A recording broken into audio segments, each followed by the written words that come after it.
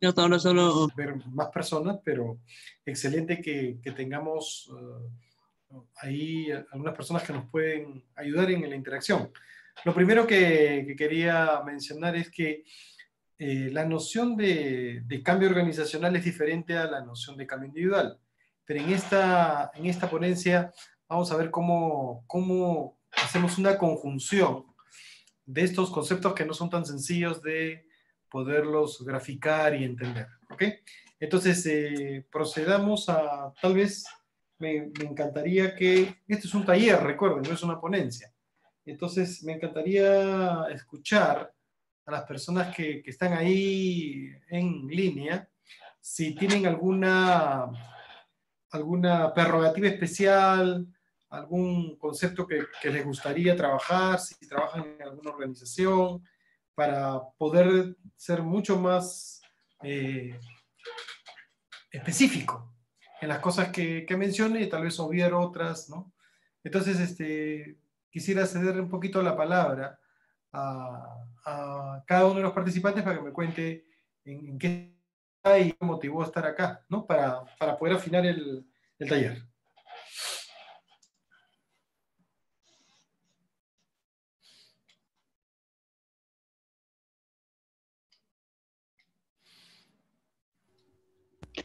Doctor, buenas tardes. Le Hola, saluda la psicóloga Emperatriz Castillo. ¿ya? Bueno, le comento que me interesó mucho participar de su taller porque quisiera conocer nuevas herramientas de medición, como, bueno, como lo dice el tema, ¿no? Con el propósito de efectuar cambios en la organización. Le comento, yo en estos momentos no me encuentro trabajando ¿Ya? físicamente en una organización. Estoy trabajando de forma independiente. Trabajo para varias empresas, pero sí me gustaría tener el conocimiento, la información que me permita de esta manera sumar a cada una de las organizaciones para las cuales trabajo. Y bueno, y de esta manera pues darle ese plus al servicio que les brindo, ¿no? Es por eso que un poco me gustaría conocer su expertise, aprovecharlo para poder de esta manera replicarlo, ¿no? En las empresas a las cuales les brindo mi servicio. Qué bueno, Emperatriz. Dime, ¿estás en Lima o en alguna parte del país? Estoy en Chiclayo. Chiclayo. Ah, mira, qué bueno. Chiclayo, Chiclayo. Sí, Chiclayo, te escuché. Listo. La otra persona, por favor. Buenas tardes. Hola. Eh, Quisiera saber cómo modificar la cultura organizacional de una empresa. Esa ha sido una inquietud hace bastante tiempo y quisiera tener herramientas concretas al respecto, un proceso concreto. La institución donde yo trabajo es un clima, una cultura, perdón, bastante densa, una cultura que se rige mucho por la burocracia y es un poco complicado. En algún momento me han pedido dictar algún taller, pero he observado bastante eso y quisiera estar preparada para cualquier reto que me puedan pedir en relación a esto. Ok, Manuela, ¿verdad? Sí, Ah, mira, qué interesante. Mira, ahí ya tenemos, Manuela, ¿tú trabajas en una entidad pública o privada? pública. Mm, ya sabía. Vamos. Justo los últimos 10 años he estado vinculado a temas públicos. Bueno, y hay mucho pan por rebanar ahí. Voy a proceder a conversar un ratito el modelo global, ¿ya? Y luego nos metemos a las preguntas y las cosas. Voy a tratar de direccionar a lo que ustedes han trabajado y vamos conversando porque creo que es importante primero un modelo global, ¿ok? A ver, esto de aquí, cada gráfica que van a ver o cada cosa que tiene, digamos, algún modelado o gráfica teórica, conviene mencionar que es de la compañía Tanor, es una compañía consultora, y digamos que tengo ahí los derechos para poder comentarles, ¿no? la información que vamos a verter. ¿Listo? Y bueno, entonces en ese sentido hay la autorización para generarlo y conversar. ¿Qué, con qué herramientas partimos? Lo primero es que todo proceso de cambio tiene que tener muy claro los elementos que están colocados en esta gráfica. ¿Qué quiere decir? Que toda organización tiene ciertos factores críticos, ¿no? Y que han ayudado a que ese negocio tenga cierto éxito, cierta pervivencia o cierta necesidad, como en el caso del sector público, ¿no? Y cuando tú hablas de ciertos factores críticos, pueden ser factores críticos de éxito o factores críticos del negocio, nada más. Por ejemplo, si yo soy la ONP, mi factor crítico es la información, la tangibilidad que tenga esa información, la prontitud con la cual resuelva problemas, ¿no? La precisión que tenga, el manejo de la información de cada uno de las fuentes que maneje para poder compilar, ¿no? En cada persona su aporte, qué sé yo, y eso manejado en el tiempo, ¿no? Imagínense, 20 años como mínimo te piden y entonces la organización tiene que acopiar cosas que son históricas, ¿no? En un privado, por ejemplo, un factor crítico puede ser cuál es su negocio, en qué consiste lo que hace, ¿no? Y cómo lo hace, porque hay mucha competencia, hay diversos precios, entonces, ¿por qué lo eligen? Entonces, ahí vamos al tema del factor crítico. Luego, obviamente, hay personas que tienen unas competencias, y esas competencias ayudan a esos factores. Llámese competencias, ¿qué saben hacer? ¿Qué características tiene al brindar el servicio o el producto? ¿Cómo es el sistema de cobranza? ¿Cómo es la logística? ¿Cómo se lleva, se trae el servicio, ¿no? ¿Cómo se procede en el caso de una institución pública, con el servidor público y su enfoque hacia lo que debe de hacer? ¿Cuáles son sus indicadores, ¿no? Y cada uno de esos elementos, comparado con el factor crítico, da como una especie de brecha, ¿no? Hay una diferencia entre lo que quiero hacer, lo que tengo, y ahí se genera una brecha.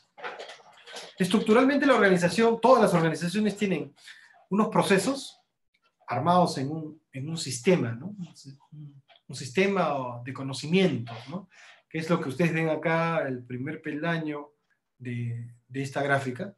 Luego, en una instancia superior, porque es jerárquico el modelo, tienen como una forma de organizarse, un diseño, ¿no? Una arquitectura organizacional.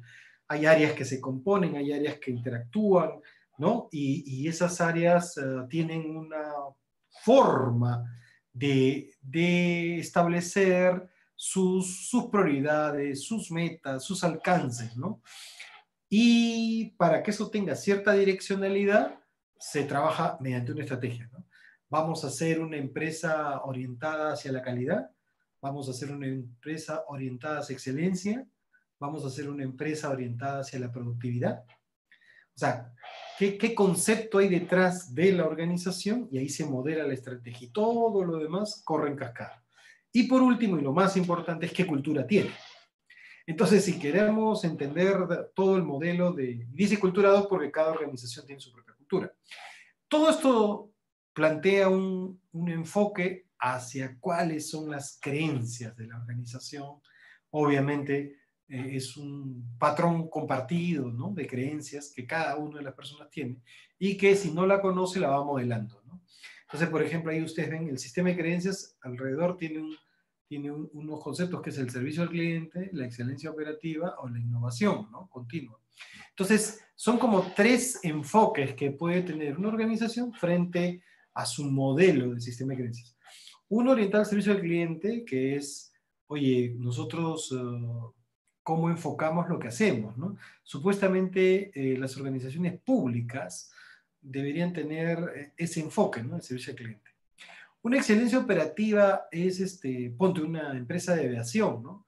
¿Cuántos aviones se nos cae mensualmente? No pueden tener ese indicador, ¿no? La excelencia operativa es, todo tiene que salir perfecto siempre, porque es muy riesgoso y trae muchos problemas no hacerlo, ¿no?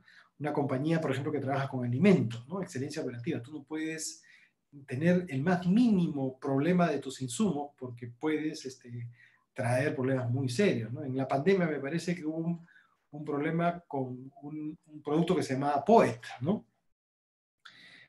Y lo tuvieron que sacar del mercado en plena pandemia. ¿Se imaginan el golpe eso en la cultura de la organización, en el modelado de las cosas, ¿no? Y te decían que sí, que habían componentes que podrían afectar ¿no? a las familias. Por favor, no lo usen, te decían, ¿no?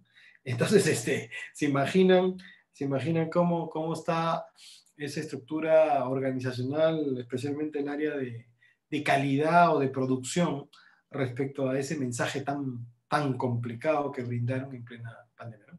Y el tema de la innovación continua, hay organizaciones que están constantemente innovando su modelo de trabajo, y en base a eso radica su excelencia, ¿no?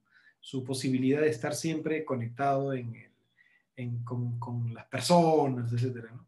Y me parece que casi todas las organizaciones están en ese rubro, pero si quieren un ejemplo internacional, podríamos poner la típica, ¿no? Apple, Google, todas estas que están a cada momento innovando, y en el plano peruano también hay muchas, estas empresas que hacen cobranzas, repartos, ¿no? Todos esos son innovaciones propias de un modelo de trabajo que antes era diferente, ¿no? Y encima de estas capacidades organizacionales que se fundamentan en el sistema de creencias, tenemos la visión, la misión y este sistema de valores, ¿no? Que es el que perpetúa el cómo queremos ser. Cuando Manuela me dice, ¿cómo modifico la cultura de una organización? Ajá, entonces yo me metería a ver qué cosa está la visión, los sistemas de valores, pero no esa que te ponen en la pared y que todo el mundo cree que se practica, sino la vivenciada, ¿no? ¿Qué es lo que la gente mira, observa? Prosigo. Voy a poner un tiempo y unos 20 minutos para esto, para que si no nos vamos de largo, y no quiero que sea un monólogo, sino esto tiene otro enfoque. Temporizador. Estamos, ya está. Luego, bueno, la cultura organizacional propiamente dicha, ¿no? Entonces, acá hay un modelito de cómo hemos trabajado justo en la parte institucional, Manuela. Este es un planteamiento de cómo se ve. Entonces, imagínate un grupo de ejecutivos trabajando lo que se llama el mapa cultural, ¿no? De la cultura de la institución. Se llama un mapa conceptual, ¿no? Que a partir de un mismo concepto sale una serie de elementos. Y lo que hay acá es que las personas colocan qué es lo que saben de la visión, qué es lo que saben de la misión, qué es lo que saben de los valores. No que me registren lo que está en ese encuadradito bien bonito en todas las oficinas, sino lo que tienen como data. Y es bien interesante porque si yo coloco a todos los ejecutivos y conversan sobre esto, vas a ver que poca información real tienen de la organización, ¿no? De la visión, de la misión, de los valores, ¿no? De las conductas, ¿no? Más significativas que hay en la organización. ¿Cuáles son nuestros grupos de interés? Es decir, nosotros a quienes brindamos nuestros servicios, no como clientes, sino quiénes son los que se benefician de lo que hacemos, ¿no? Un hospital infantil atiende a los niños, pero si te das cuenta, su ente beneficiario es la familia, ¿no? Entonces, el tema de infraestructura, como somos, ¿no? Estamos amplios, muy escuetos, oficinas funcionales, disfuncionales, estamos complicados con nuestras áreas, no tenemos privacidad, sí hay privacidad, o son, qué sé yo, ahí hay múltiples elementos y vas colocando lo que existe, ¿no? Este es un plano, un mapa cultural del mundo real, ¿no? El estilo de liderazgo, ¿no? Cómo son las cosas en la organización, ¿no? Después la estrategia, ¿no? O sea, hacia dónde queremos ir como organización y cómo estamos organizados, ¿no? Después los mecanismos de información que tenemos, ¿no? Los reconocimientos, ¿no?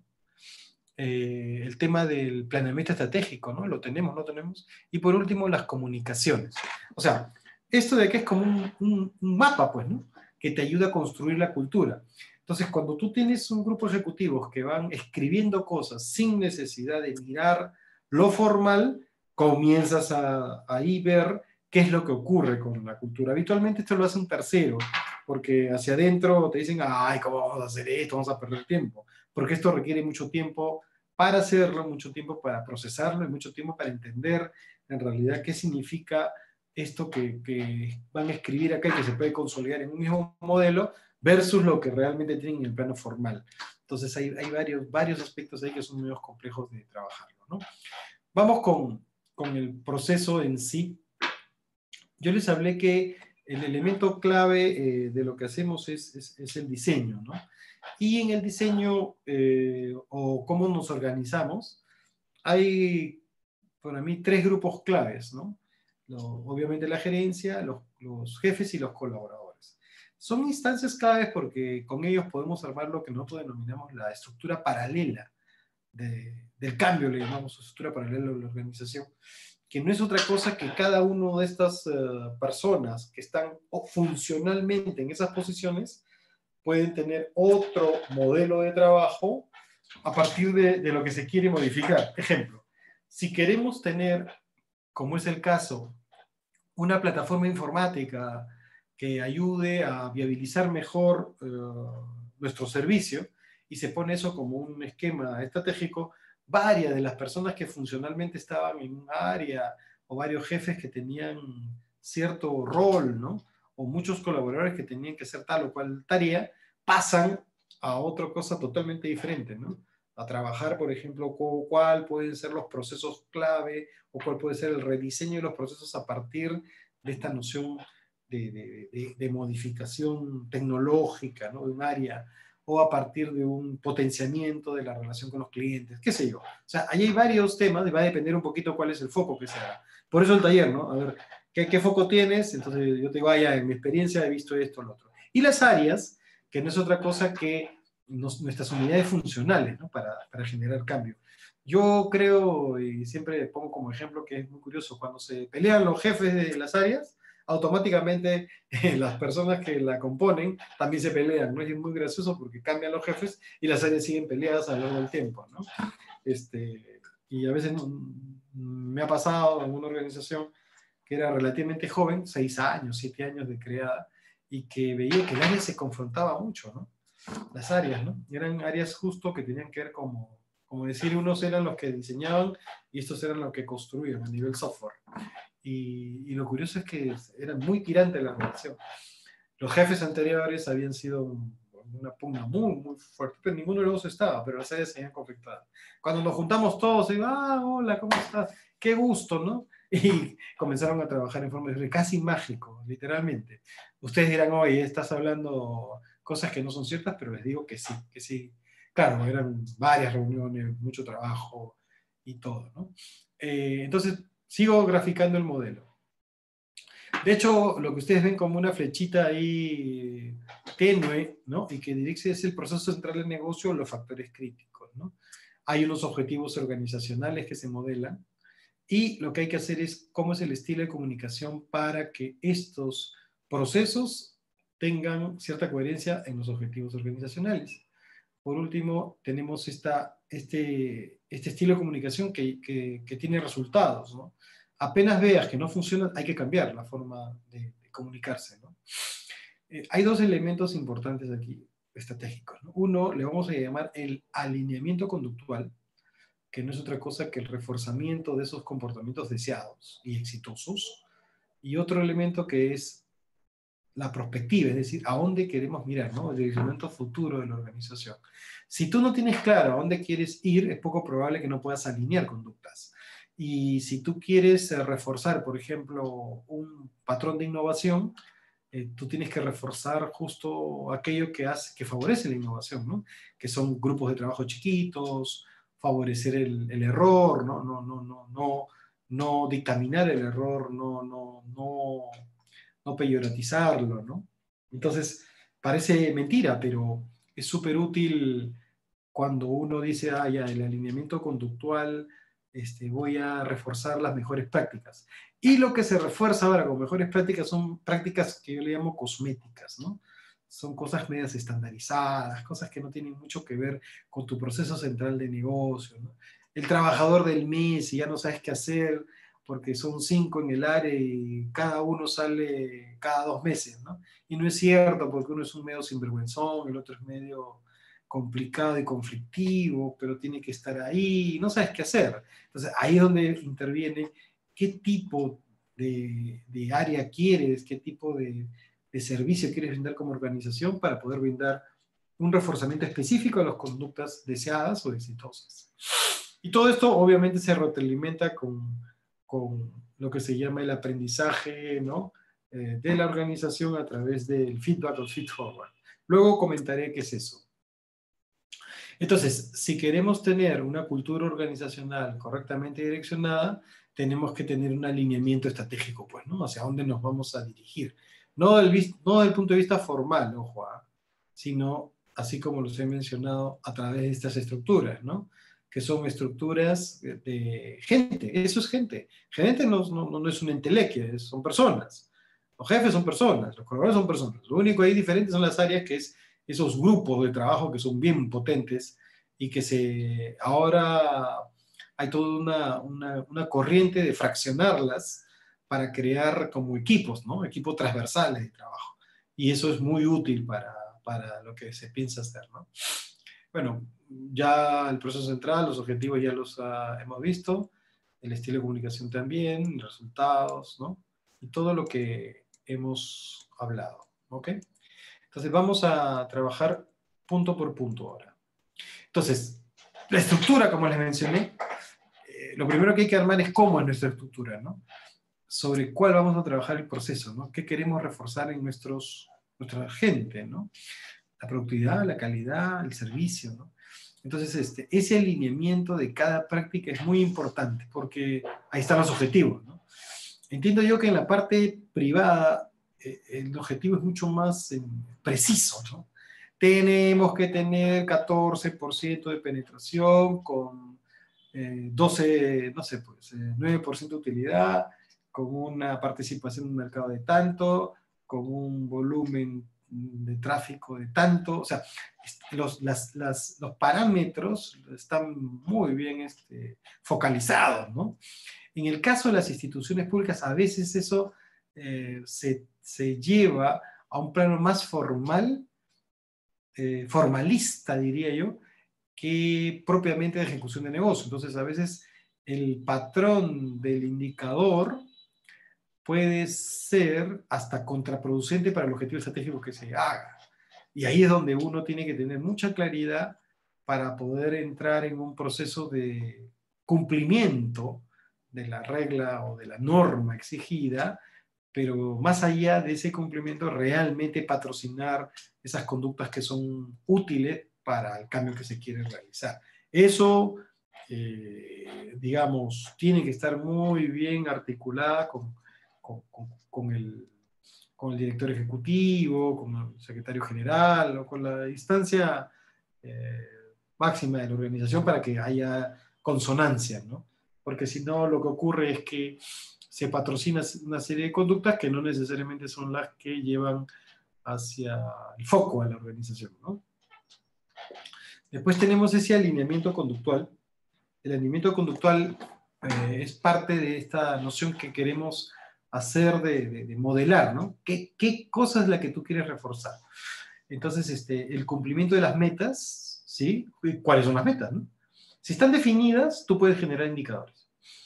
Pero cuando hablo de metas, por favor, no me refiero al cumplimiento de ese documento frío, ¿no? Y a veces medio aséptico, sino realmente a lo que se están focalizando como organización.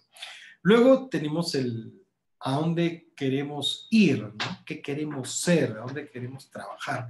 Y ahí sí, el tema de la visión, la misión, los valores, ¿no? Nosotros le llamamos motivos esenciales para poder cambiar, ¿no? ¿Cuál es el motivo esencial? ¿Qué cosa es lo que realmente quieres modificar, ¿no?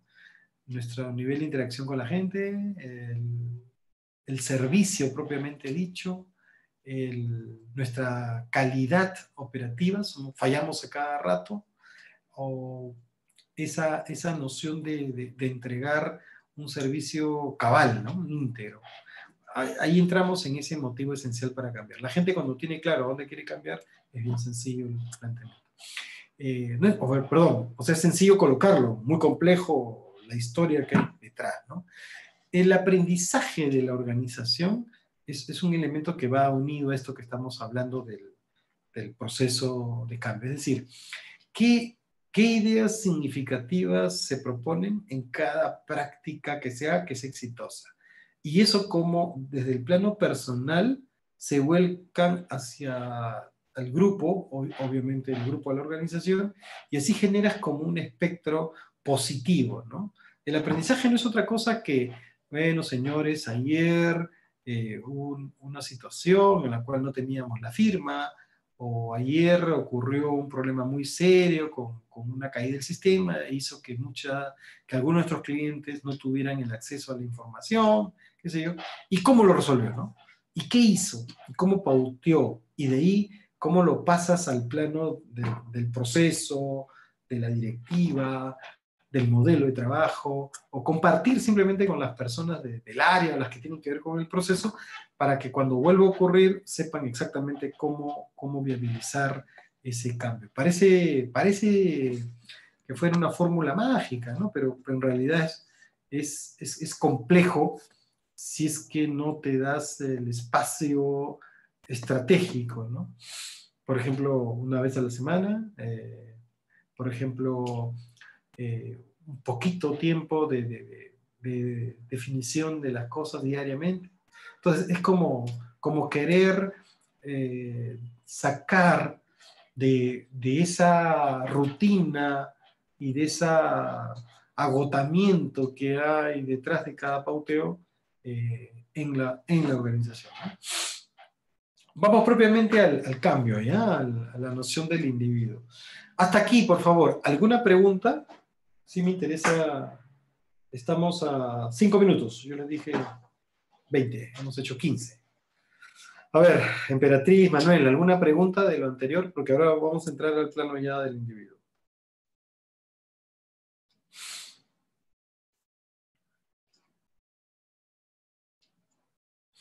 Comentario.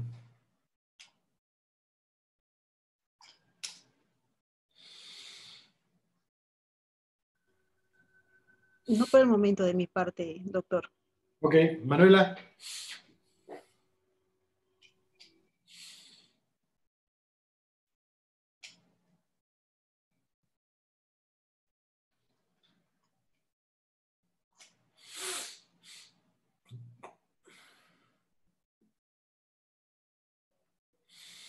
Manuela a la 1, Manuela a las 2, Manuela a las 3. Ya, vamos. Avanzamos. La gestión del cambio, ¿no? ¿Cómo se adopta esto? Porque recuerda que es en los procesos, pero desde la disposición individual. Nosotros hemos desarrollado un modelo que se llama la curva inversa del cambio. ¿Qué es eso? Encontramos que en general las personas tienen 4 fases para enfocar el cambio, y a veces no entendemos esas fases y por eso que nos ponemos muy, pero muy complicado, ¿no? La primera fase frente a una cosa novedosa, algo que se quiere modificar, algún replanteamiento del modelo, es la negación. En la negación es, esto no estaba ocurriendo acá, eso no puede pasar, en qué momento cambió esto, antes lo hacíamos bien, qué es lo que pasa con la psicóloga que nos viene a decir cosas, o qué es lo que pasa con el gerente general que está influido por la psicóloga, cómo es posible, siempre lo hemos hecho así. Entonces, la negación es el impacto que tiene el cambio, y lo que la gente hace, y hablo de personas, eso no distingue ni condición social, ni tamaño de la casa que tienes, ni nivel educativo. Todos, absolutamente todos pasamos por el proceso de negación, ¿no? Y a eso le hemos denominado ceguera inconsciente, ¿no? Ceguera inconsciente porque no ves lo que está ocurriendo, pero no es porque no lo quieras ver, sino que no lo puedes ver. O sea, realmente es inconsciente el planteamiento. Luego viene la resistencia. La resistencia es cuando te das cuenta que ya las cosas están cambiando. Esta pandemia hace que yo tenga que trabajar online, no debo salir de casa, elementos como esos. Entonces tú dices, uy, ¿y ahora qué hago, no? Entonces ahí hay 2 opciones. Uno, o pasas muy rápido a la exploración y dices a ver cómo es, o te quedas en resistencia, que es lo que ocurre muchas veces. Y la resistencia lo que es ya es una, se le denomina ceguera consciente, es decir, tú sabes que estás haciendo algo inadecuado, en el sentido de que boicoteas el proceso, no brindas la información, no transfieres los datos que debes transferir a la otra área, se te dificulta mucho interactuar con nuevos procedimientos o procesos, no te alineas tan fácil con lo que puede ser por ejemplo, el uso de la firma digital ahora, ¿no? Entonces, te gusta imprimir el papel, lo quieres firmar, lo quieres escanear y volver a enviar, y eso tiene un pase, pues, ¿no? Una forma de... En el final de la curva, ustedes ven que es como una curva de Gauss, pero al revés. Ahí hay un momento que luego les voy a explicar, pero ahí, háganme acordar que ahí hay un tema importante. Cuando las personas pasan de la resistencia porque se agotan, ya el cambio los rebasa, comienzan a explorar y decir, a ver, ¿cómo es esto? ¿En qué consiste? A ver, explícame. Es que no sabía las ventajas que iba a tener. Entonces comienzan a indagar, a explorar, y en esa exploración comienzan a involucrarse. Comienzan a preguntar, comienzan a sondear, comienzan a ver el otro por qué lo ha hecho tan rápido, por qué es tan bueno, por qué se va más temprano, por qué tiene menos trabajo que yo, qué sé yo. Y esa noción de exploración hace de que se indague, ¿no? Y por último quedamos en el compromiso, que no es otra cosa que la fase de consolidación de un proceso de cambio, ¿no? Si ustedes se dan cuenta, negación y resistencia están en el ámbito del pasado y compromiso y exploración están en el ámbito del futuro. Entonces son como elementos de trabajo, ¿no? Igual negación y compromiso tiene como correlato el aspecto externo del individuo, ¿no? Son como procesos, la parte funcional de la organización, y el otro, resistencia y exploración, es un ámbito del yo, es interno del yo, ¿no? Entonces acá está las definiciones, ¿no? Que le acabo de decir. Entonces dice negación, hay un proceso complejo de ruptura del aprendizaje, ¿no? No está aceptado por las personas, implica un cambio, ¿no? De la forma actual de hacer las cosas.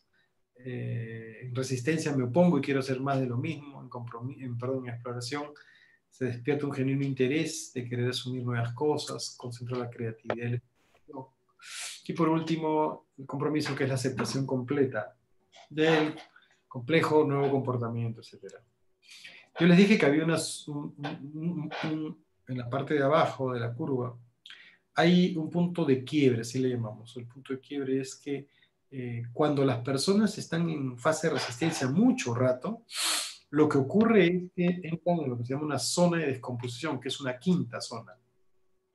Porque son 4, si se dan cuenta, ¿no? Negación, resistencia, exploración, compromiso, son 4 fases de un proceso de cambio. Y la zona de descomposición es cuando las personas ya no encuentran un objetivo dado, no se vinculan. Entonces lo que ocurre es que se van de la organización, se renuncian o entran en un proceso muy férreo de confrontación, ¿no? Tanto de la parte emocional como de la parte racional. Si se motiva, no hablan con las personas, se aíslan, tienen un problema bastante serio de interrelación. Y en el plano formal, por ejemplo, pueden adoptar, unirse a grupos muy confrontativos, muy confrontacionales, ¿no? Que en realidad son como mecanismos de siempre estar demostrando, ¿no? Poder, ¿no? Poder para no hacer, etc. Y eso lo que lleva es al desgaste de la organización, hacia un despliegue poco grato de capacidades, ¿no? Bueno, hasta ahí es lo que yo tenía que conversar con ustedes, y obviamente hay detrás de esta curva inversa un test que se llama el SIG 30, que es unas preguntas, ¿no? Que se hacen a las personas, y tú puedes ubicar qué porcentaje de tu gente se encuentra en cada uno de estos cuadrantes, ¿no? Y ese test lo que genera también es un planteamiento de cómo estoy frente a la posibilidad de un cambio, ¿no? Y ahí venía a acotar lo que íbamos a hacer en el taller, ¿no? Entonces, hasta aquí quiero desplegar la información y, bueno, para escucharlas, ¿no? ¿Qué opinan? ¿Cómo lo ven? Y hacia dónde podemos un poco conversar esto que estamos diciendo a partir de lo que he definido. Doctor, en lo que respecta a lo que usted menciona de que hay un test que mide Sí. todo este aspecto del ambiente externo, eh, mide también la zona de descomposición y el punto de quiebre. Ah, interesante tu pregunta. En realidad, a ver, leíamos SIC porque es curva inversa del cambio. SIC 30 porque son 30 ítems. Esos ítems, como les dije, mide qué cosa, en qué situación está cada una de las personas en el proceso. Y justo era de 24 ítems y le hemos agregado lo que acabas de decir, lo que involucra la zona de descomposición. Y era bien interesante porque en el plano de la... en el plano de la... voy a buscar el test.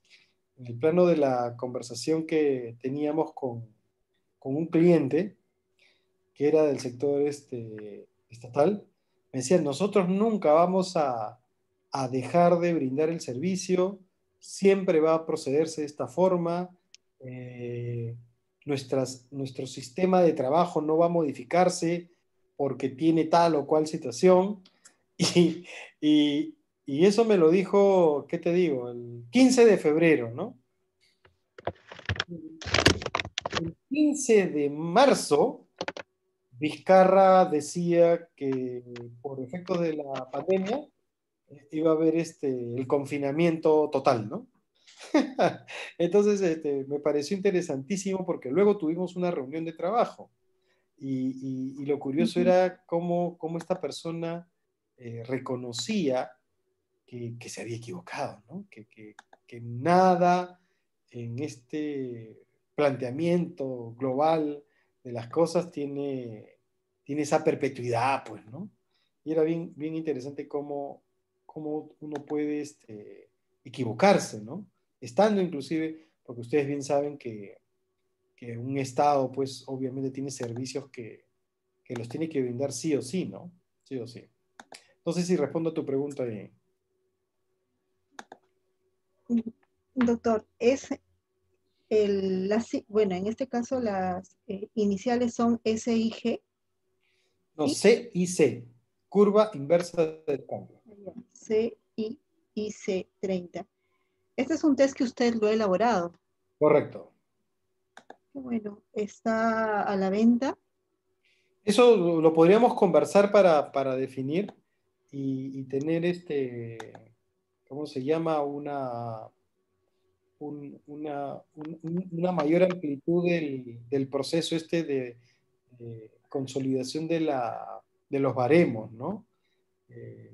Nosotros ya lo hemos trabajado en varias organizaciones y es bien interesante cómo responde, ¿no? Cómo responde de la forma, digamos, muy útil, ¿no? Me parece que, a ver, déjame mirar, quiero mostrarles nomás el test. Para aplicar este test, doctor, mientras usted está buscando la información, se requiere efectuarlo Acá está. mayormente a inicios, digamos así, del año, a mediados, En o ya realidad, casi al final un poco para poder, en yo los lo meses diría que de octubre, noviembre, que son los meses en los cuales uno hace evaluaciones para poder... en realidad esto tiene que ver con la gestión del cambio, propiamente dicho. Entonces debería ser frente a un cambio sustancial. O sea, no es para cambios recurrentes, sino, sino es para cambios estructurales, ¿no? Cuando uno va a proceder a un cambio, eh, mm, ponte en el diseño, o un cambio en el modelo de trabajo, ¿no? Ahí es donde creo que puede ayudar. Paso a que ustedes vean algunas de ¿no? las preguntas, ¿no? En el área participaron activamente los cambios, mi área se compromete con sus respectivas responsabilidades, ¿no? Desconfío en realizar cambios con las mismas personas. Estos cambios no No se son... puede visualizar, doctor. Ay, perdón. Un ratito. ¿Cómo hago para unidad? Ahí creo que... ¿Ahí está bien? ¿Ahí se ve? No, aún no. Reanudar la función de compartir, dice. Ah, sí, doctor, ¿algo pasa? Sí, ¿cómo hago para poder visualizar mi pantalla nuevamente? Acá dice reanudar la función compartir. Eh, ¿Puede, a ver, dejar de compartir pantalla y volver a hacerlo? Dejar de compartir pantalla. Y volver a compartir pantalla otra vez, doctor. Ya está, ok. Ya está. Acá donde estamos. Ya, Ahí ahora sí. está. Sí, ahora ¿Ahora se sí ve? se ve. Ujú. Ya, listo. Entonces se llama SIG versión 3. Entonces, es totalmente de acuerdo, en desacuerdo, totalmente en desacuerdo. Y acá están los ítems, ¿no? De cada uno de las áreas. En realidad lo que mide son 5 factores, ¿no? Y cada uno de esos factores lo que hace es medir una fase del proceso de cambio, ¿no? Y lo más interesante es que tú tienes luego un cruce, ¿no? Oficina tal o cual. Y acá están las oficinas, mira, típicas de una institución estatal, ¿no? Y hay preguntas que nos llevan a la variable cruce, que son, ¿cuánto tiempo llevas tu puesto? ¿Cuántos años llevas en la organización? Y estos son para nosotros elementos de consolidación de la cultura. Por ejemplo, si la persona lleva en su puesto actual 3 meses, pero en la organización 21 años, tú ya sabes que si sale en resistencia o negación, es bien complejo ese individuo, ¿no?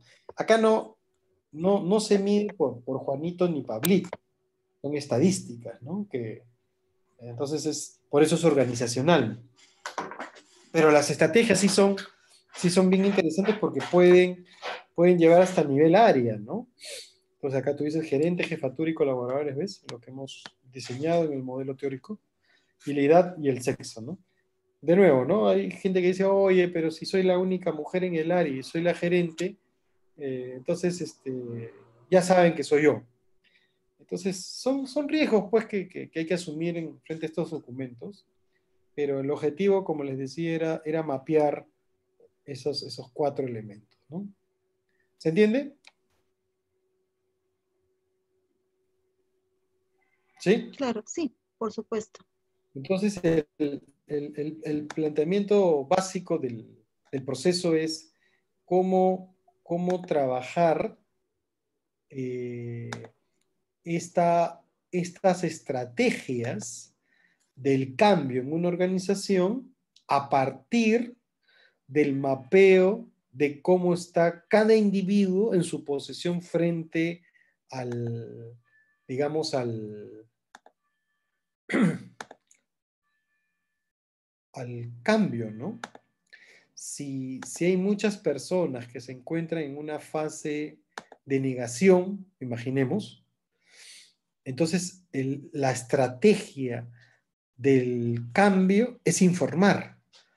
Ahí si tú te peleas con las personas en negación, estás complicando la situación y puedes llegar a un punto inclusive de saturación o de una conflictividad mayor. En cambio, si estás en resistencia, la estrategia es diferente. Ahí los tienes que involucrar en procesos, llevarlos. Acá es informacional, por ejemplo. Acá es más de llevarlos a reuniones de trabajo, a un día en el cual se le vierte toda la información de lo que se quiere modificar, o sobre una reunión de planeamiento fuera, extramuros, ¿no? Claro, todas estas condiciones, por favor, son pre-COVID, ¿no? En el COVID hay que ver cómo las replanteamos, ¿no? En cambio, si por ejemplo tenemos la mayor cantidad de personas en compromiso, es bien interesante porque si tienes más personas acá, un porcentaje mayor, entonces es viabilizar el modelo y tal vez acá sí estrategias más individuales, ¿no? Probablemente acá se juntan, ¿no? Varias personas. Ahora, en los estudios que hemos hecho, yo he hecho un estudio, en el magíster hice un estudio acerca de lo que es el clima y detectamos unos perfiles, ¿no? Unos perfiles que le llamamos los que son algo así como personalidades divergentes, ¿no? ¿Quiénes son ellos? Los que siempre van a estar en desacuerdo, los que siempre van a estar conflictuados, los que siempre van a estar en un plano, digamos, de confrontación, nunca van a estar satisfechos, y eso tiene un porcentaje en el Perú. Déjeme ver el libro para decirles, ¿no? Cuántas personas son, según las investigaciones que hemos hecho, y que más o menos se han ido validando a lo largo de los... Hemos hecho 27 estudios de este enfoque, y lo que hemos encontrado, eso no lo recuerdo ahorita, pero les puedo decir que... A ver...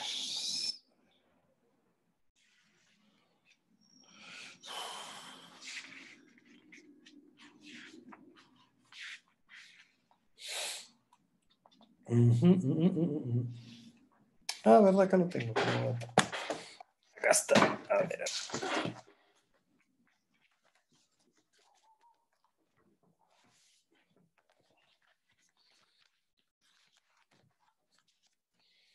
Ay, se me ha traspapelado la hojita esta. Pero más o menos era, a ver si lo recuerdo, 49, 39 y 21. 21%. 21% que pueden tener una actitud más negacionista y de resistencia en una organización. Es decir, de cada 10 personas, 2 tienen una actitud oposicionista en general. ¿Ya? Eso es un dato importante, porque si son 100, tienes 20, pues, ¿no? Tienes 20 que tienen esa actitud oposicionista. Entonces, son cosas que uno tiene que irlo entendiendo, ¿no? Y son oposicionistas por diversas razones, porque toda la vida los han engañado respecto a los procesos de cambio, nunca se ha sido serios con ellos respecto a su nivel de involucramiento, o han sido usados, o han tenido una confrontación seria con las personas que han estado detrás del proyecto.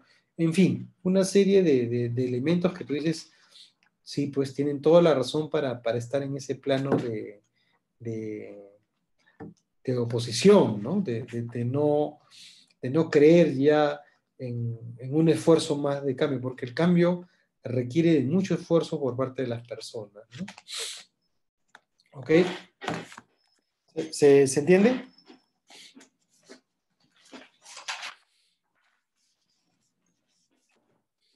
¿Sí?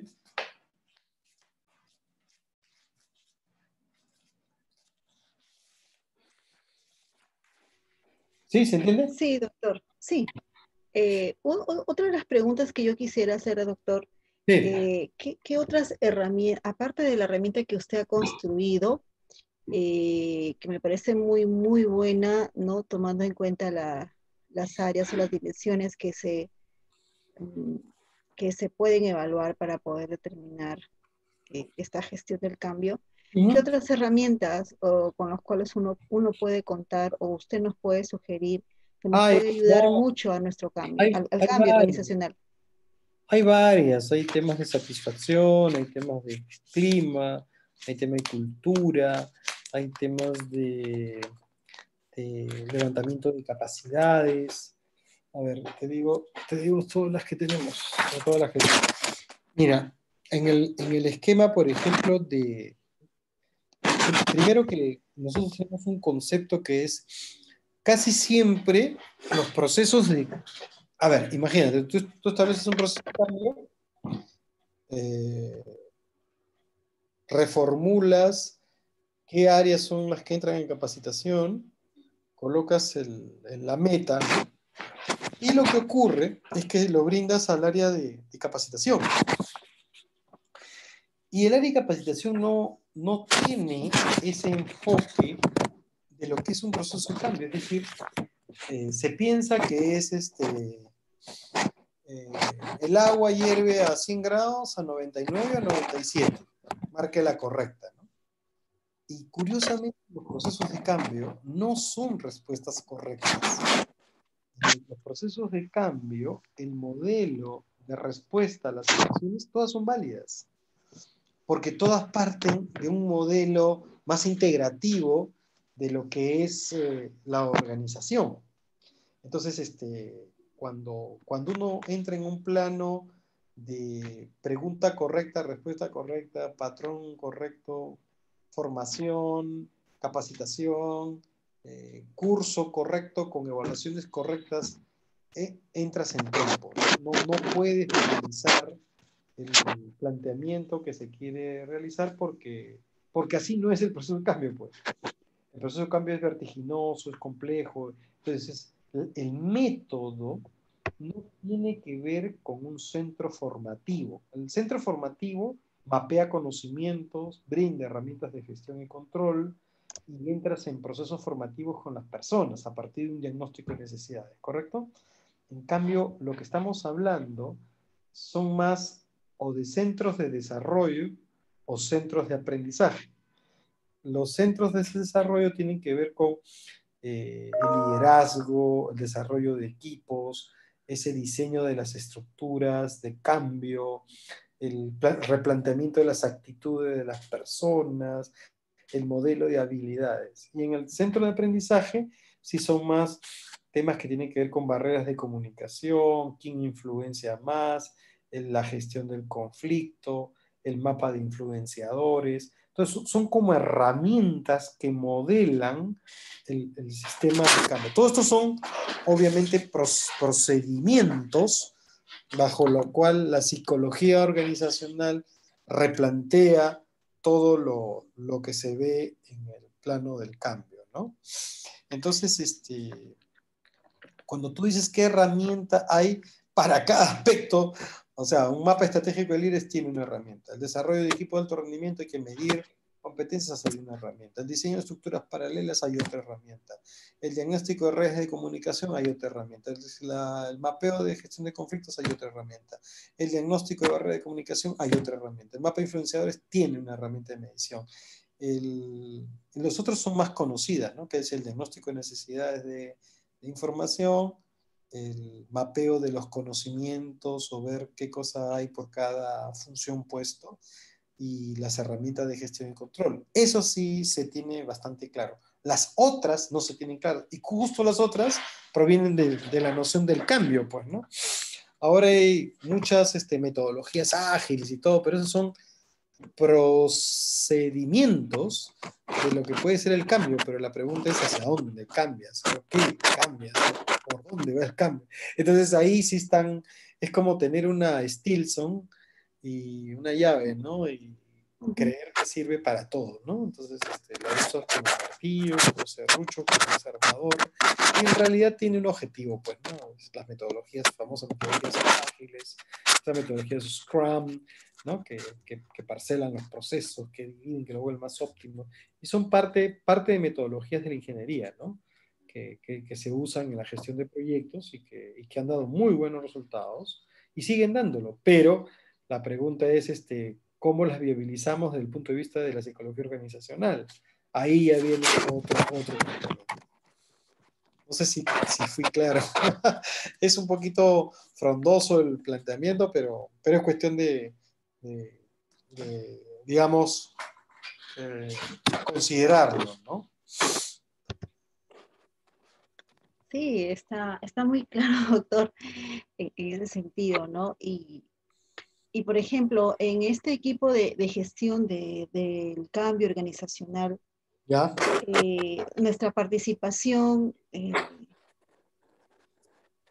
en relación con los otros profesionales A ver. ingenieros industriales, ¿no? Que siempre también están inmersos en ese trabajo de la gestión del cambio organizacional.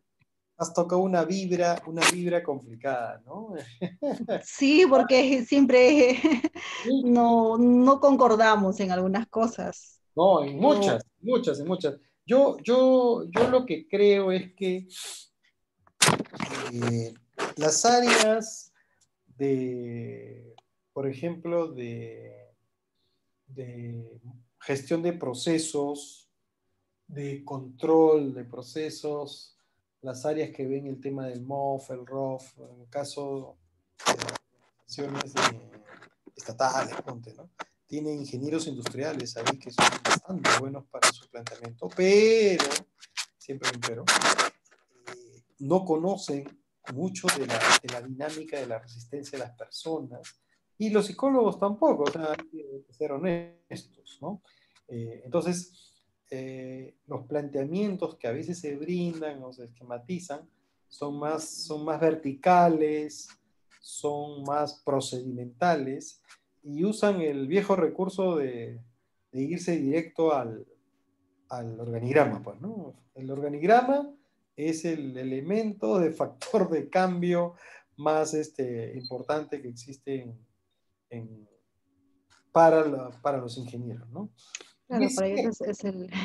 Y es cierto, sí modifica conductas porque obviamente si te mueven de una posición A a una posición B, vas a tener un esquema de hacer las cosas en forma diferente. Sin embargo, si ves en el diseño está acá, mira, y el tema de procesos está acá. No sé si logras ver, ¿sí? ¿La flechita No, lo ves? no, Ahí. no No lo sé. vemos. Ay, de nuevo. Dejo de compartir para volver a compartir. A ver, un ratito. Pensé que se estaba compartiendo. A ver, vamos.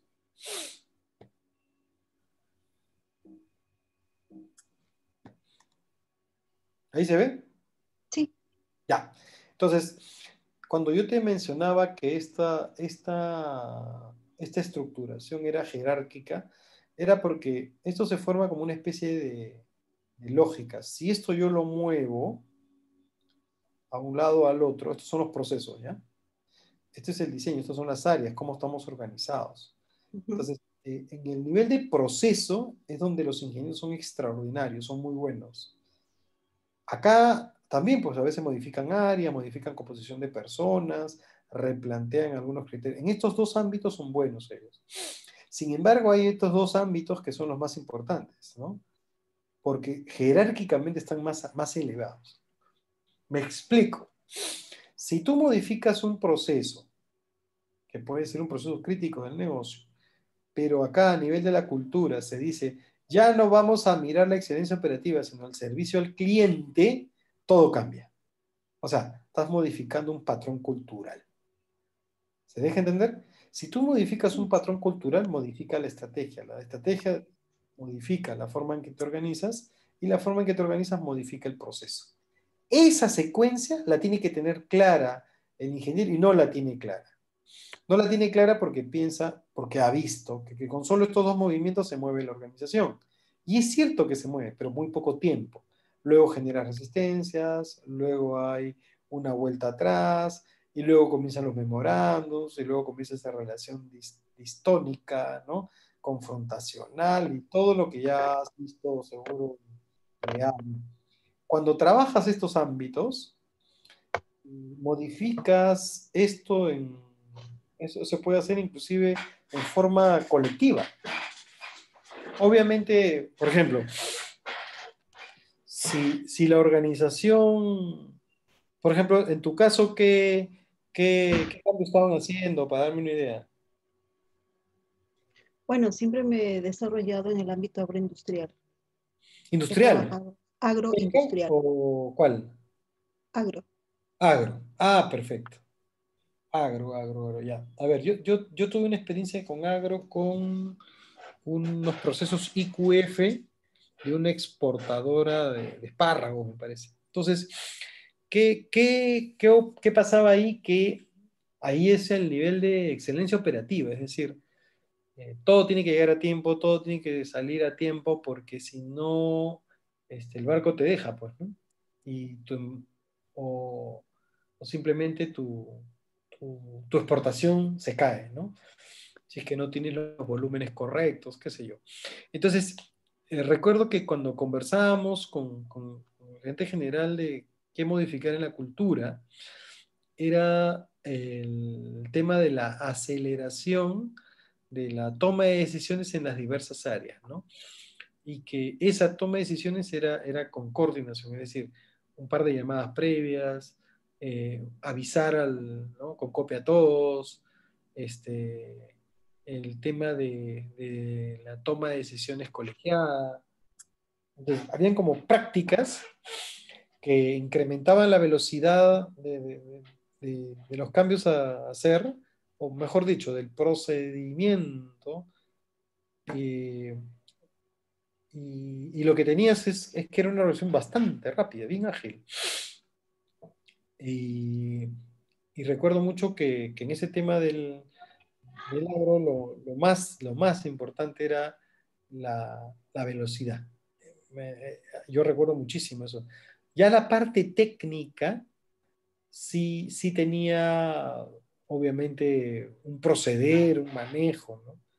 Porque en estos, el tema de los sistemas de salubridad, de contaminación, tenían un ISO, me parece que tenían HACCP, o sea, estaban bien alineados con esos temas. Entonces, el tema de la cultura de la organización tenía que ver con la velocidad, ¿no? Con la velocidad que había que tener. Era bien interesante cómo lo plantearon, ¿no? Ahora, no sé si tú has estado en el agro, en la parte del campo, ¿no?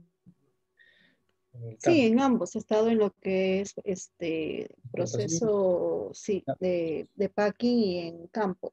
En ya, ya. ambos he estado. Claro, claro. En campo, por ejemplo, lo que me decían, y era una necesidad de un cliente que no pudimos realizar, pero te la comento, era que era bien extraño el comportamiento de las personas, la conducta de las personas, hablando de los colaboradores, y que aumentaba la rotación de la gente. ¿Qué cosa era? Que tenían un nivel de, de rotación alto porque, porque su nivel de empleabilidad era 100%. Es decir, si alguien salía de una fábrica, encontraba trabajo en la otra. Si alguien salía de otra fábrica, es más, se jalaban gente de acuerdo a las campañas. Sí, Y, así es. y lo que hacían era que gastaban su dinero en temas suntuarios, o sea, podían tener una casa de cartón y esteras, pero con un iPhone 11 y un, y un, y una pantalla de 50, 60 pulgadas en su televisor, ¿no? Y lo que había era que podía tener 3, 4, 5 tarjetas de crédito y la banca aprovechaba un poquito de la inocencia financiera de estas personas para sobreendeudarse. Entonces tenías personas que probablemente, ya sea por la carga familiar o por el sistema de endeudamiento, ya no percibían ni siquiera sueldo, ¿no? Muy poquito. Entonces lo que hacían era algo así como hacerse votar por una organización, ¿no? Que los despidan para liberar sus CTS y para que los indemnicen para poder pagar la deuda. Y así estaban entre uno y otro lado. Entonces la estrategia era cómo generar un cambio más colectivo en los trabajadores a partir de estos indicadores. Era bien complejo el trabajo que se proponía y no recuerdo si es que han llegado a culminar eso, pero la estrategia de cambio iba por ahí, ¿no? ¿Cómo hago para cambiar pautas de comportamiento en modelado financiero, ¿no? Esa era la necesidad. Bien potente era lo que se quería hacer porque era un poco trascender a la organización, era ir más al individuo en su relación con, digamos, en este caso serían los grupos de interés, ¿no? Ahí, por ejemplo, es bien interesante juntarse, ¿no? Con las entidades financieras, ¿no? Y ver, oye, nos estamos haciendo daño todos. Tú al darle un crédito a alguien que sabes que va a colapsar, o sabes que se va a endeudar para los próximos 3 años, con lo cual su capacidad de compra es ahora, pero luego es inerte, ¿no? Bueno, habían varias ideas de trabajo ahí, pero lo que te quiero mencionar es que cómo la cultura de la organización puede apoyar o simplemente hacerse pararse de costado frente a una complejidad tan, tan evidente, ¿no? Y que fragmentaba su cultura, porque la persona que estaba ahí estaba preocupada por las demandas o por los pedidos de pago o por cosas así, ¿no? Y lo que hacían luego era vender esas cosas a un precio pírrico, ¿no? A un precio que era, no sé, pues un cuarto de su valor, un tercio de su valor, y para poder pagar la deuda de ese mismo aparato que era el 100. Entonces era como cuestiones que uno no la podía entender, ¿no?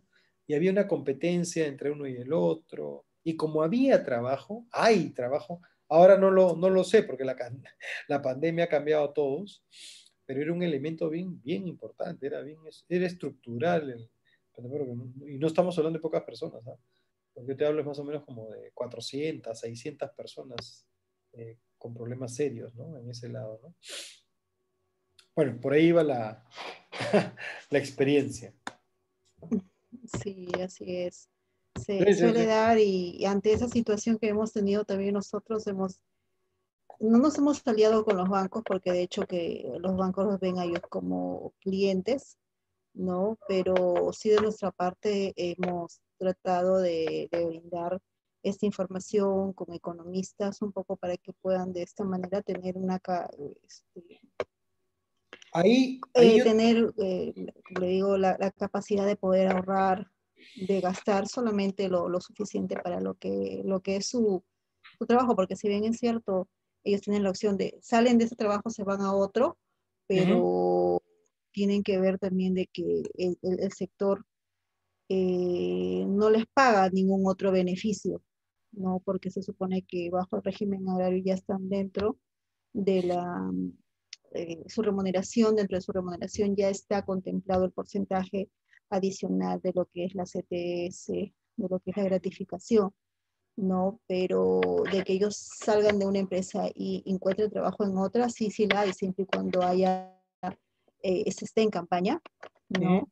Y, y bueno,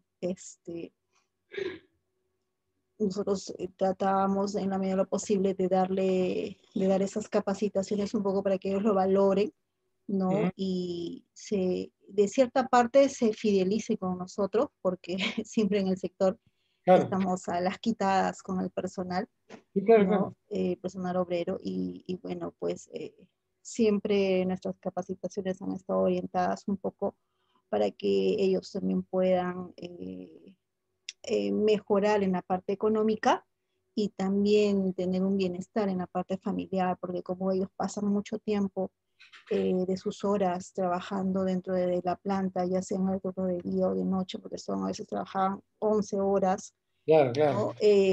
A veces iban a 12 o 13, pero esas 2 horas adicionales eran por el aspecto de los alimentos, por el aspecto de las capacitaciones antes de empezar sus labores, o porque hubo una para por algún tipo de maquinaria que no funcionó debidamente y tuvieron que estar en para unas cuantas horas, y bueno, Ujú. eso hacía que ya cuando lleguen a casa, pues no atendían sus pendientes familiares y después venían los problemas familiares, ¿no? Ya con la crianza de los hijos, con las relaciones sentimentales extramatrimoniales, entre otras cosas, ¿no? Sí, sí, sí, sí, sí, no, después se complica porque, bueno, yo estuve trabajando en el oleoducto norperuano y, y ahí los ingenieros tenían una familia por estación a veces, ¿no? Algunos, ¿no? Obvio. Entonces, imagínate, eran 9 estaciones, ya te imaginarás cómo recortaban, pues tenías ahí a una señora en una zona de la selva donde cada hijo era el apellido de un ingeniero diferente, ¿no? Y entonces era un negocio, pues, ¿no? Una cosa recontra compleja, ¿eh? Yo creo que ahora la pandemia probablemente sea la mejor oportunidad para replantear eso. Te doy un par de tips. Yo creo que me escribes ahí al correo porque podría ser a través de microcomportamientos, estructurar ahí a c.unmsm.edu.p, porque se puede estructurar como variables de microcomportamiento para la modificación de conducta, ¿no? Eso podría ser una forma. En cualquiera de los dos correos me escribes y puedo contactarte o hacer una estrategia interesante que podría tener una viabilización de modificación de conducta a través de la psicoeconomía, que es otra especialidad interesante, ¿no? Que puede ayudar, porque el planteamiento es ya supera la parte organizacional, pues es más societal inclusive, ¿no? Y supera inclusive las normas organizacionales, porque lo que haga con su dinero es completamente autónomo a la persona, ¿no? Pero lo cierto es que te impacta, y te impacta duro, tú lo has mencionado, ¿no? Tú lo has mencionado. Entonces ahí hay variables que pueden darse. Una Sí, consulta. sí. En el caso que comentaba al inicio de las características, ya que menciona microcomportamientos, Sí. por ejemplo, en mi caso específico que me interesa bastante también, siempre observo que hay escasa identificación con la institución, ¿no? Y es más, hay bastante absentismo, hay sabotaje, eh, como se dice, maletas, ¿no? O sea, hay una cultura bastante complicada, la verdad, en el trabajo y encima el tema político. O sea, hay varias cuestiones ahí que están influenciando unas en las otras y que la verdad no sabría por dónde empezar o cómo direccionar un cambio organizacional ahí, ¿no? De la cultura en este caso. Sí, a ver, lo primero Manuela, ¿verdad? Primero, Sí. ¿estamos hablando de una filial o sea, esta es una filial de algo más grande o digamos que Eh, su espectro es en la zona nomás? es en la zona, sí. Ah, ya, perfecto. ¿Tú de qué lugar provienes, Manuela? Yo soy de Trujillo. Ah, mira, Trujillo. Ya, ok. Perfecto. Entonces, mira, de hecho, inclusive te voy a leer los indicadores que puedes tener, ¿no? Ausentismo, rotación externa, tardanzas, promedio de conflictos, accidentes, quejas, eh, oscilaciones de productividad, queja de cliente interno, desaparición de objetos, problemas disciplinarios graves, sabotaje descubierto, sabotaje encubierto, presiones sindicales, reconocimiento de horas extras, quejas por retención de impuestos. O sea, lo que te estoy tratando de decir es, tú tienes una multiplicidad de factores y el origen ya lo vamos a ir entendiendo. Pero lo más importante es si lo puedes tangibilizar. Tú lo tienes tangibilizado, o sea, sabes cuánta rotación hay, sabes cuántas tardanzas hay, sabes cuántos ausentismos hay. ¿Eso lo tienes mapeado? No, pero sí podría tener esa información. Eso es un primer peldaño, ¿sabes por qué? Porque una vez que tienes la métrica, podrías detectar de dónde proviene, ¿no? Si es de todos, es un poquito más complejo porque involucra a toda la organización, pero puede ser que sea una métrica específica, ¿no? En el caso de las organizaciones estatales, ahí tienes las regionales, tienes las municipales, tienes las gubernamentales, ¿no? Todas ellas tienen como muchas variables normativas que si las aplicas mañana, todo el mundo se va, ¿no? En el sentido de que si somos más papistas que el Papa, nadie queda, incluyéndote, ¿no? Porque así es, pues, ¿no? Tienes que ser un perfectito para poder entrar en el modelo de lo que significa la normatividad en esto. Entonces hay que ser conscientes de que hay una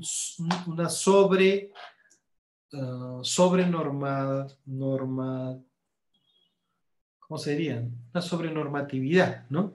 En la conducta de las personas.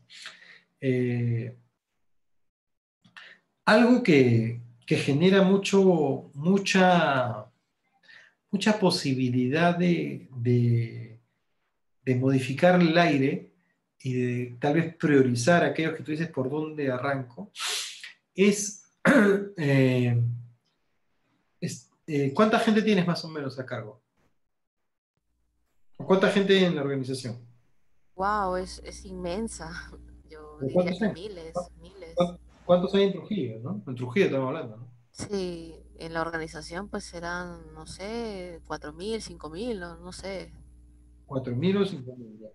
Sí, es enorme. Ya. Entonces, si estamos hablando de 4.000 o 5.000, los cambios ahí son más complejos, obvio, ¿no? Son más complejos. Mira, un elemento clave ahí es, ¿tú trabajas en el área de recursos humanos? No, no hay un área de recursos humanos, pero a veces me llaman para consultarme algunas cosas y yo me planteo estas interrogantes, ¿no? Ah, ok.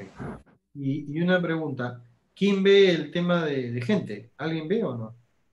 Es el área de personal, sí, pero no le dan tanto enfoque a esta parte psicológica, por eso es que yo no lo considero como recursos humanos. Es más que nada un tema de trámites, un tema de ese Claro, tipo. claro, es la parte procedimental, pago de planillas, Eso, ajá, trámite de vacaciones. exacto, eh, esos trámites, es el área de personal, pero ah, no le dan. claro, claro. No, es que es más sencillo eso, lo otro es más complejo. No, lo decía, ¿sabes por qué? Porque lo que se podría establecer es una primera, a veces un- una, una reunión con gente que tal vez sea eh, de ese, no sé si hablarte del primer nivel, pero de ese segundo nivel, esa capacidad convocatoria es compleja, pues, ¿no? Pero hacer como un lobby de ir escalando esas conversaciones acerca del cómo somos, ayuda, ¿no?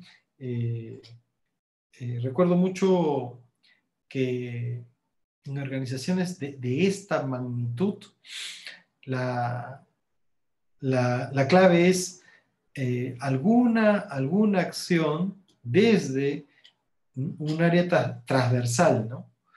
Por ejemplo, eh, a mí me encanta mucho cuando las personas se someten a una exigencia y esa exigencia les pone a prueba su capacidad. Ejemplo, ¿en qué sector estás? ¿Qué sector es? ¿Salud? Educación. Educación. Ah, ajá. Claro, ahí tienen un problema de remuneración, ahí tienen un problema de político, ¿no? De identificación, hay bandos, hay elementos consagrados. Creo que algo interesante es destacar las actividades innovadoras o las actividades que replantean un proceso. Siempre, siempre hay personas correctas en las organizaciones de este tamaño. Siempre, siempre, siempre, siempre. Y esas personas correctas trabajan en silencio. Trabajan porque lo quieren hacer, porque lo desarrollan. La visibilización de eso es un buen arranque de cómo modificar ese tipo de culturas tan anquilosadas, tan complejas. Ejemplo, si yo estoy con problemas de conexión, no tengo computador, no tengo mi currícula desarrollada, no tengo profesores capacitados en este manejo, mis alumnos están en diferentes partes. O sea, entiendo yo que la educación es una de las cosas más complejas que existe y que más en nuestro país donde requiere pues tantas variables equitativas, no igualitarias, sino equitativas. Entonces, el reconocimiento de personas que hagan algo diferente es bien potente, muy potente. Y sí modifica, no te das cuenta por si acaso, sí modifica. Entonces, imaginemos que tu GEL, que tu haga un premio a algo que quieres eh, mm, diferenciar, mostrar, puede ser útil en un primer momento. Porque no tienes o no se tiene una obligación, sino es una detección de una mejor práctica. ¿Ubicas ese concepto de las mejores prácticas? Nosotros en el ámbito de la empresa le llamamos mejores prácticas productivas, mejores prácticas de servicio. Tú le puedes llamar mejores prácticas educativas o cualquier otro concepto, ¿no? Entiendo. Entonces, por ahí podría ser una campaña potente de detectar eso, y eso te lo dicen. Es un poquito complejo armar células para detección de eso, pero una vez que lo detectas y lo visualizas, moviliza completamente la cultura, ¿no? Bien potente eso. Ejemplo, el profesor tal que ha hecho videos en YouTube en el cual se caracteriza para brindar a sus alumnos historia del Perú. Y se viste como un inca y hace una pantomima, ¿no? Y los niños felices, ¿no? Y se graba el tipo. Y eso no está en ninguna agenda, no está en ningún objetivo instruccional, no está en ninguna meta educativa, ¿no? Y es revolucionario, pues, ¿no? De eso estoy hablando. O sea, si tú detectas, ponte, imagínate que en un año son 5.000, que tú movilices el 1%, 50 personas, 50 personas que hagan cosas diferentes. Sería bien potente, pero al año, ¿no? Entonces, 50 entre 12, tienes 4. 4 por 12, 48. 4 al mes que hagan las cosas diferentes. Pero para poder sacar 4 al mes tienes que por lo menos trabajar un año antes, ¿no? O 6 meses antes, no sé. Ahí hay una complejidad diferente. Va por ahí, Manuela, podría ser la Bien. ruta. Sí, ¿Ah? gracias. Justo eso le iba a preguntar si hay unas fases del cambio, si hay algún Sí. proceso de cambio, cuáles serían esas fases, Uf, porque hay, hay todo un modelado, pues, esto es toda una tecnología, ¿no? Pero lo que te puedo decir es que la típica del proceso de consultoría podría aplicar en este modelo. Planeamiento, ¿no? Un diseño de qué es lo que se quiere buscar, a dónde vas a apuntar, involucramiento de la alta dirección, asignación de recursos y responsabilidades a ciertas áreas clave, difusión del plan, monitoreo del plan y de ahí comienza a la detección y a la difusión, ¿no?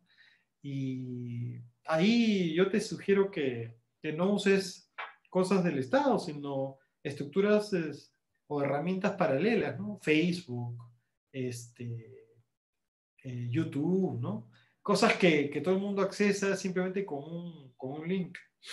Entonces, eso podría ser bien potente, porque lo que tú estás haciendo es modificar la cultura de esa organización, del marasmo, el anquilosamiento, a partir de la propia innovación de su propia gente en su propio modelo de actuación. Entonces eso te lo enrostra duro y moviliza al otro a hacer algo diferente. Tal vez va a seguir llegando tarde, va a seguir siendo tal y como, pero lo va a movilizar, o sea, aunque tú no lo creas, eso moviliza. Entonces, imagínate detectar 50 prácticas al año, ¿no? Ya, o échate 0,5%, ¿no? La mitad del 1% de tu estructura orgánica, 25 innovaciones o 25 prácticas heroicas, ponle un nombre, ¿no? El nombre de algo, tú estás en Trujillo, ¿no? En Trujillo, ¿a quién tenemos? Alguien importantísimo de Trujillo, no sé, desde el premio Nailamp, el premio Señor de Zipán, ubica un premio, eso también lo podrías manejar como parte de los factores para incrementar y modificar la conducta, ¿no? de las personas. No estaría mal que invites a esos maestros ejemplares en un comité, ¿no? 3, 4 de esos, pucha, mueven estructuras grandísimas, ¿no? Pero con ideas, ¿no? Con eso que te he planteado. Eso podría ser una forma, y quien tiene que comprar eso es la alta dirección. Darse un espacio, un espacio. Mira, yo creo que con 1 hora semanal, escúchame, con 1 hora semanal en el cual un profesor expone a la alta dirección de la UGEL de 9 a 10, ¿no? 1 hora nomás, uno solo, y dice, esto es lo que yo hago diferente, o esto es lo que yo hago innovador, o esto es lo que yo hago de servicio a mi comunidad. 1 hora semanal, tú puedes modificar, puedes hacer un primer golpe a la cultura. Bien potente sería. Y eso lo filmas, obvio, pues lo filmas, lo difundes, se va, pues, ¿no? Y poco a poco la gente va entendiendo de qué consiste eso, ¿no? Va por ahí. Gracias. Gracias, profesor. Mira, ya, ok. Bueno, cerramos aquí, ¿qué les parece? Ha sido un gusto tenerlas, pero antes les quería decir que el siguiente año va a haber un congreso de psicólogos organizacionales a nivel iberoamericano. Y eso tiene que ver con que Perú sea la sede de este congreso.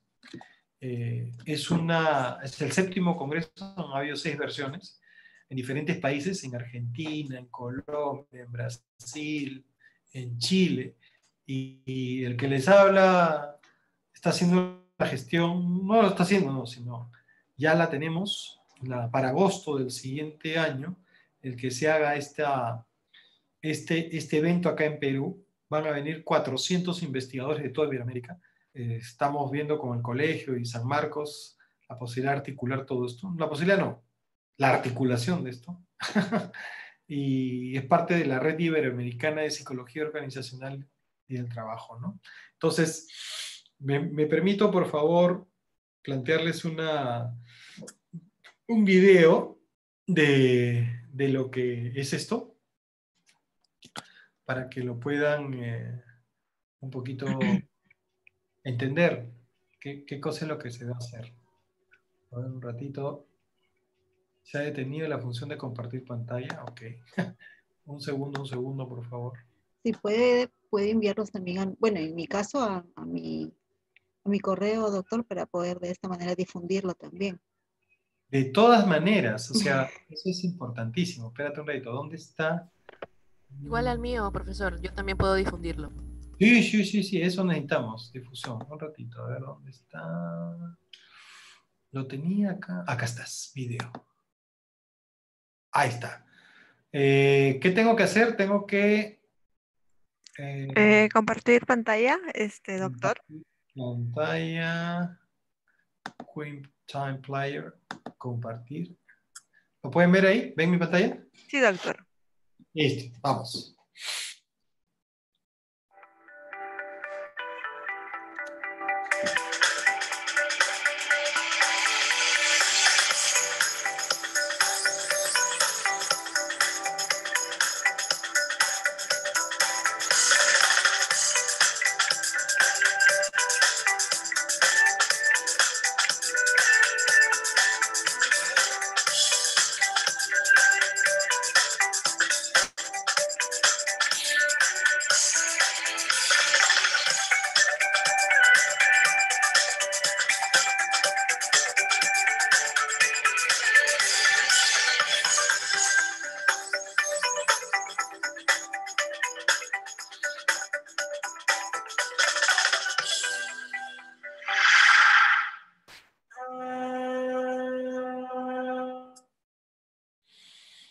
Bueno, eso era el detalle final y me voy a escribir mi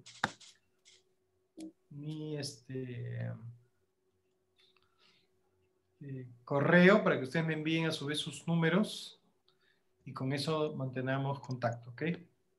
Eso creo que estaba... Creo que escribieron mis correos, ¿no? Sí, ¿no? Sí, el correo Está acá. cpulidoc arroba Sí, sí, ahí Universidad Nacional. me escriben sus números y yo los pongo en les envío la información, ¿ok? Doctor, 7siapotperu@gmail.com es netamente del Sí, Congreso, ¿no? correcto. Sí, 7 Ciapot, Perú, arroba gmail. Ahí también lo podemos escribir, ¿verdad? Sí, claro, claro. Pero escríbeme a mi correo cpulidoc o al Carlos Pulido para... Listo, doctor, yo acabo de mandar sus dos correos, tanto cpulidodoc arroba, bueno, de la universidad también de San Marcos, ¿no? edu.p y también carlospulido arroba altanoperú.com. Sí, está bien, perfecto. Estemos en contacto. Muchas gracias por haber estado en línea y parece que ha sido... He disfrutado mucho haber estado con ustedes. Las cosas se arman de uno en uno y yo estoy completamente seguro que luego vamos a tener una serie de personas que nos van a mirar y vamos a estar detrás de esto. Bueno, muchas gracias por su participación. Muchas gracias. Muchas Gracias, gracias, profesor. doctor. Muchísimas gracias, doctor Carlos Pulido, por su taller de gestión del cambio organizacional, herramienta de medición del individuo del proceso del cambio. Muchísimas gracias por parte del Colegio de Psicólogos del Perú. Gracias. Chao, chao. Chao. Muchísimas Hasta gracias. luego.